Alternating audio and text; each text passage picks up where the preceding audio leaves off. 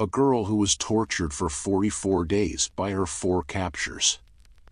Today we are going to be talking about the case of Junko Furuta. Junko Furuta was born on November 18, 1971, in Misato, Saitama Prefecture, Japan. Junko grew up with her parents and 2 brothers. Junko was described as a bright and responsible young girl. Not very much is known about her early life and her family, but what is known is that her family was in stable condition and they cared and supported her very much. Junko attended Yashiominami High School, where she excelled academically and was popular among her classmates. She was considered a role model for her peers, as she avoided the usual vices of teenage life, such as smoking, drinking, or getting involved with delinquent groups.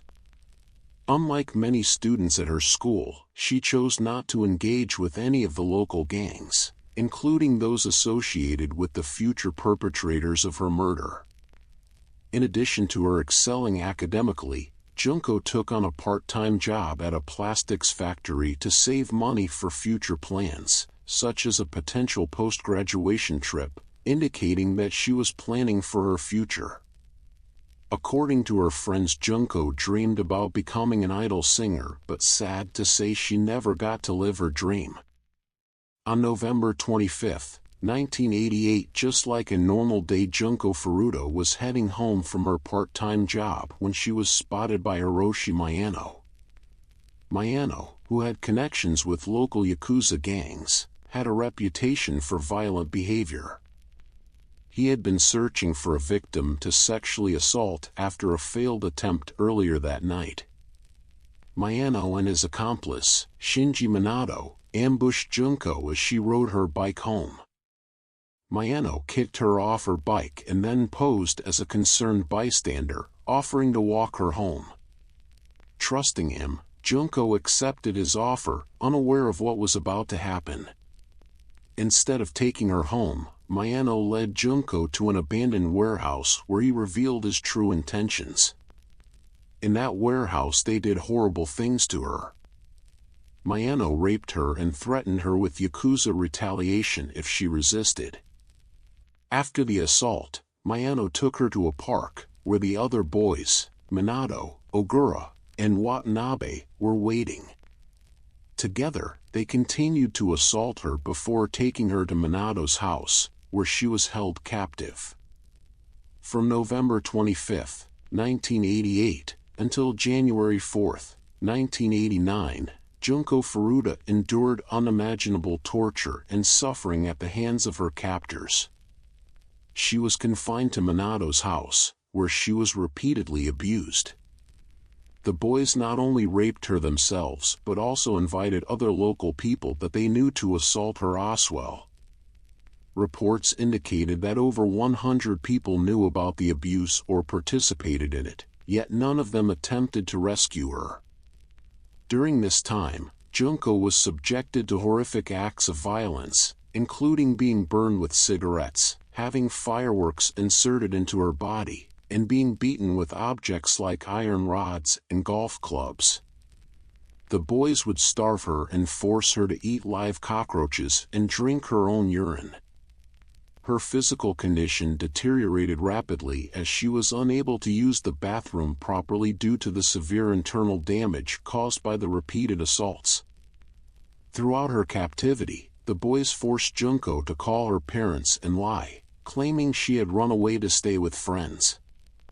This deception prevented her family from launching a full-scale search for her. Tragically, even when Minato's parents were present in the house, they were threatened by the boys and did nothing, either out of fear or indifference. There were a few opportunities to save Junko. On 2 separate occasions, people who had come into contact with her situation either by visiting the house or hearing about her condition, notified the police, but the authorities failed to intervene both times. Junko begged her captors to kill her, but they refused, seemingly enjoying her suffering. In the last days of her life, she became unrecognizable due to the injuries inflicted on her. On January 4, 1989, after losing money in a game of mahjong the night before, Mayano decided to take his anger out on Junko. He ignited a candle and dripped hot wax on her face, placed 2 shortened candles on her eyelids, and forced her to drink her own urine. Furuta was lifted and kicked, fell onto a stereo unit, and began a fit of convulsions. To prevent them from being stained with blood, the group covered their hands in plastic bags before beating her with their fists and an iron exercise ball, and dropped the ball on her abdomen several times.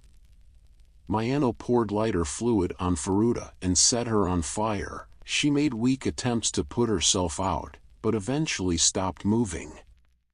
The assault lasted for about 2 hours, after which Furuta died at 10 a.m. less than 24 hours after her death. Minato's brother called to tell him that Furuta appeared to be dead. The boys panicked, realizing she was dead. In an attempt to hide their crime, they stuffed her body into a 55-gallon oil drum and filled it with concrete. Her body was then dumped in a vacant lot in Koto, Tokyo.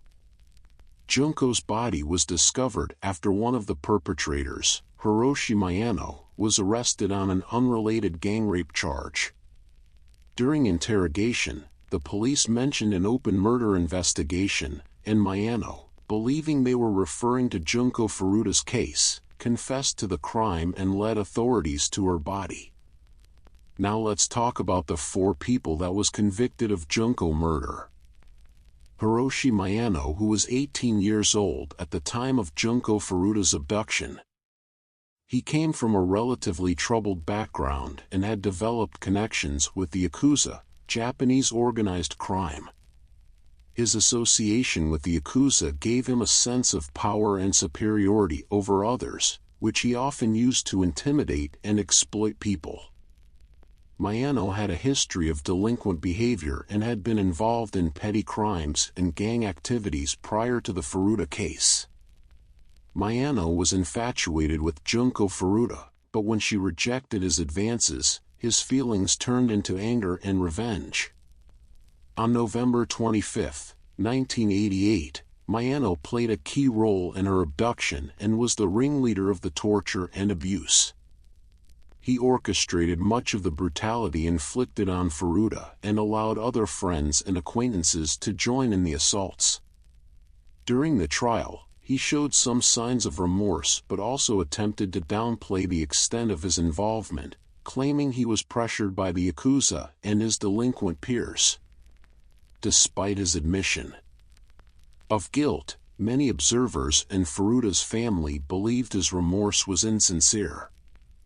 Mayano initially received a sentence of 17 years, which was later increased to 20 years upon appeal by the prosecution due to the horrific nature of the crime.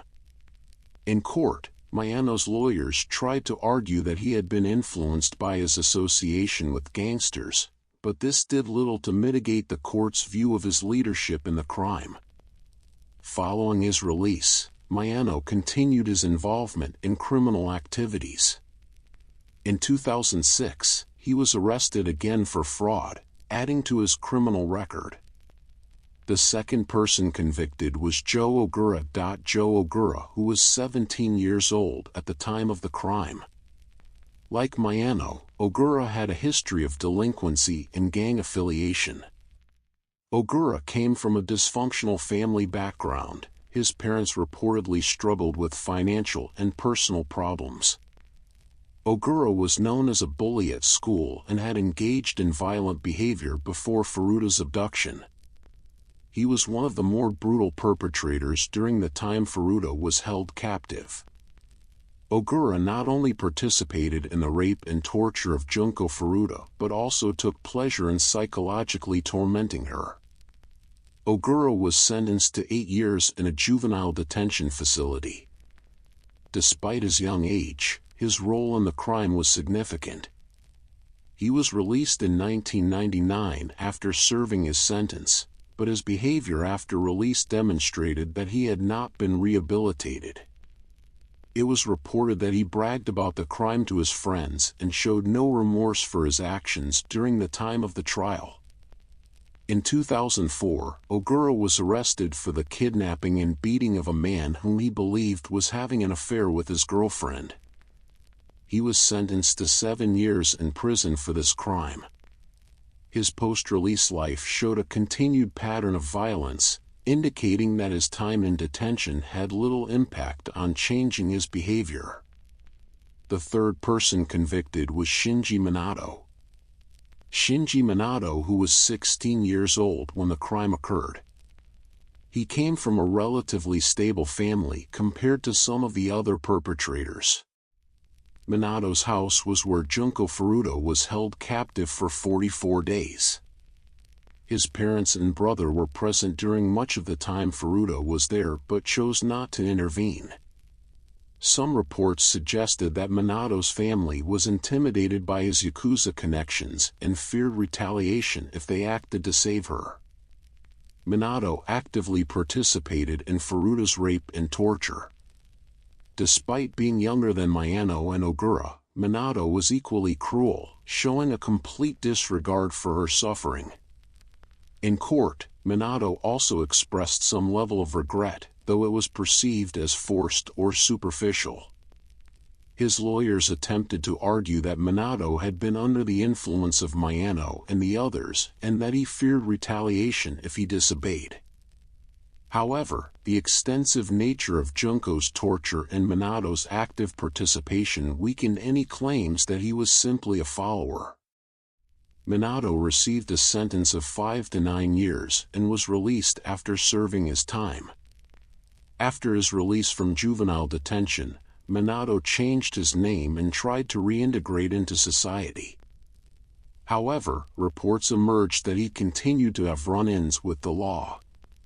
In 2018, Minato was reportedly arrested again for attempted murder after beating a man with a metal rod, indicating that his violent tendencies persisted. The final person convicted of the crime was Yasushi Watanabe. Yasushi Watanabe, who was 17 years old at the time of the crime. Like the other boys, he came from a troubled background and was involved in delinquent activities. Watanabe was considered a secondary participant in the crime, though he played a significant role in the repeated rapes and torture of Junko Furuta. While not as prominent a figure as Mayano or Ogura, Watanabe still exhibited cruel and inhumane behavior toward Furuta. Watanabe, who participated in the gang rape and assault, was also sentenced to 5 to 7 years. In court, he was more subdued compared to Ogura, but his expression of guilt did little to shift public opinion.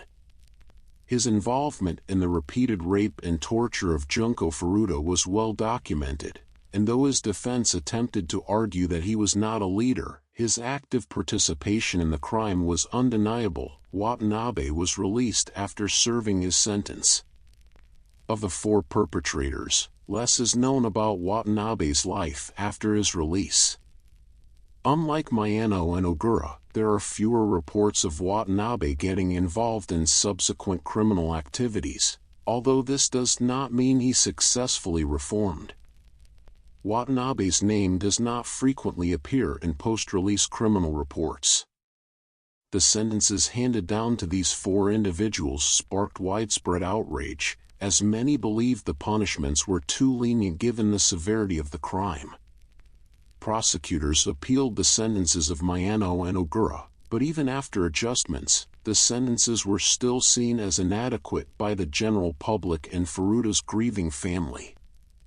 The trial highlighted the failures in Japan's juvenile justice system, as the perpetrators were minors during the crime and thus received lighter sentences.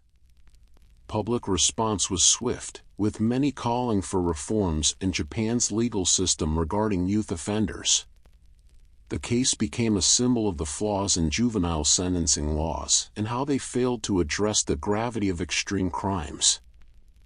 Junko Furuta case is a tragic case that could have been prevented if Minato parents would have said something, or the people that knew about it would have said something, and the sentences the criminals were all given was bad, and each and every one of them, in my opinion, should have gotten life.